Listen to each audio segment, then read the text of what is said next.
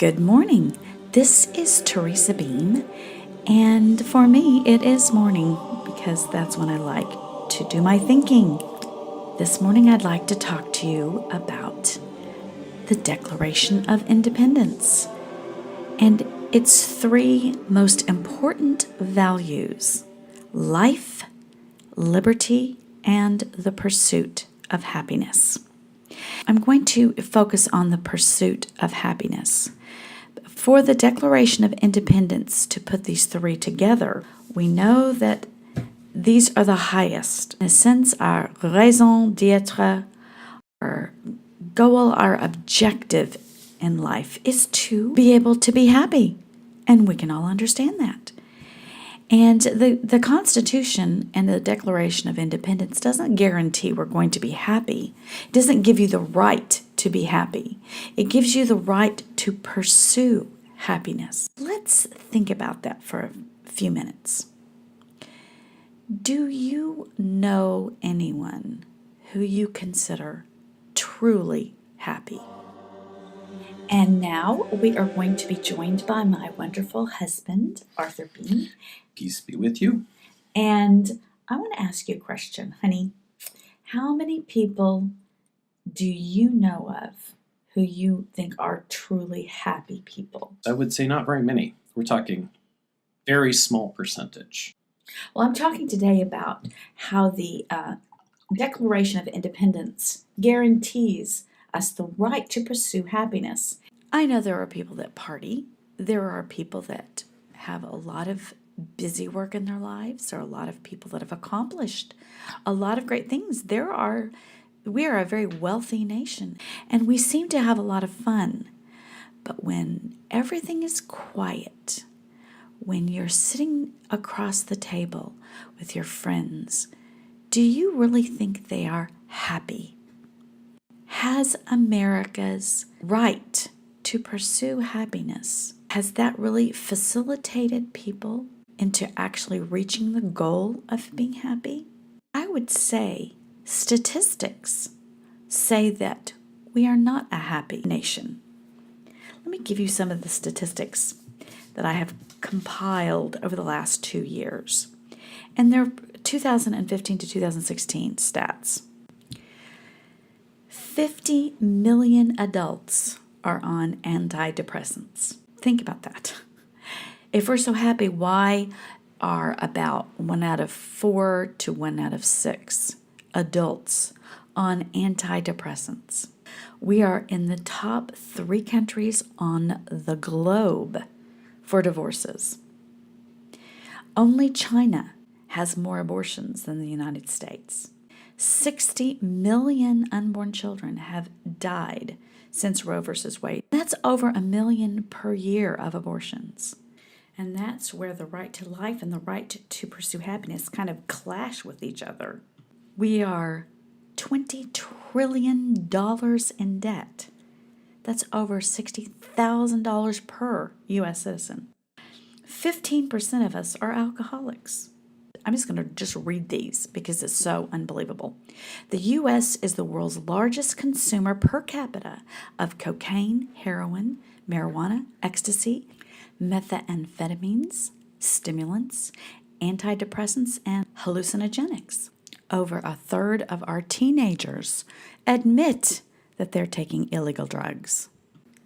There are 428 million websites coming from the United States that are porn sites. That's $8 billion a year spent by Americans on watching porn. United States is one of the highest in sex trafficking. We have one of the highest prison populations.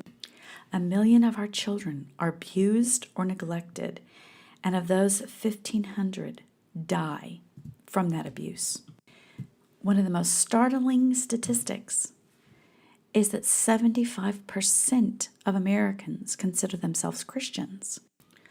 With people who claim to have the good news, we're very unhappy people by the statistics. We have a problem, I think we can look around today, and I don't think we even need statistics to tell us. I think we can just turn on the radio or the television or the computer and find there is a huge problem in America. So I was going to ask you, after you heard all those statistics about what's wrong with America, what are your views? What are your thoughts about that? It's scary. It's a bunch of scary statistics. You look at it and it's so daunting. I personally think the statistics are low because the patients that I see, I'll be looking through their lists of medications that they have. Right. And I would say it's closer to 60 to 80% have antidepressants. So you see and they've a had lot. them for years. Yeah, and you've been in the medical field for over 20 years. You've worked in many different hospitals across the United States. Yes. So you've seen a lot. A lot of them state like medical issues. But you start digging deeper as I interview them as they're coming into the hospital, and without a doubt, a lot of it is psychosocial of some sort. The pursuit of happiness question, that's a serious problem because you notice it says the pursuit of happiness, and they don't define what happiness is. Mm-hmm. They leave that up to the person. But how can a person that's raised with an obscure thought of the pursuit of have any idea what that even means? Yeah, when you tell a child, hey, we have the right to pursue happiness, they're going to say, well, that means that I get as much candy as I want and I can watch TV all day. And nobody defines what happiness really is. You have to ask, how many of these people believe in God? You mean of the Christians? Yes, they claim they believe in Christianity, which is supposed to be a belief in God. But when it comes down to it, do they do the things, do you flip around and go against the current and do things that are not politically correct or theologically correct as far as the society is concerned? Yeah. Because they don't want to hear that things are actually evil. There is sin in the world. How many people now talk about sin and evil and the devil and things about God? Aristotle wrote that if you took an arrow and you point it towards happiness, that if you have your target as happiness, you'll never hit the target. That is not how we're set up. That what happens is you aim towards doing the right thing, towards being noble, towards behaving in a good, virtuous manner. Once you've actually hit that, then happiness is right behind it. When Thomas Jefferson was writing the Declaration of Independence, he did something very different. There were many at the Constitutional Convention that disagreed with what he did, because what he did was, instead of putting in there life, liberty, and property rights, he changed it to the pursuit of happiness, which was very odd. Many of the state constitutions had life, liberty, and property rights.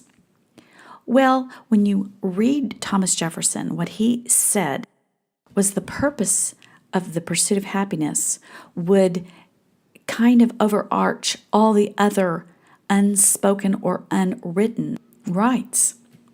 Well, I'm not sure that was a good idea if we look back. All of our founding fathers were Enlightenment thinkers who derived their inspiration from reading people such as Aristotle, Cicero, and Plato's Republic. Founding fathers Thomas Paine, Benjamin Franklin, Thomas Jefferson, John Locke. There were so many at that time that went back 1,700 years before Christianity to Greco-Roman philosophy. But then they deviate in one area that I can't quite figure out.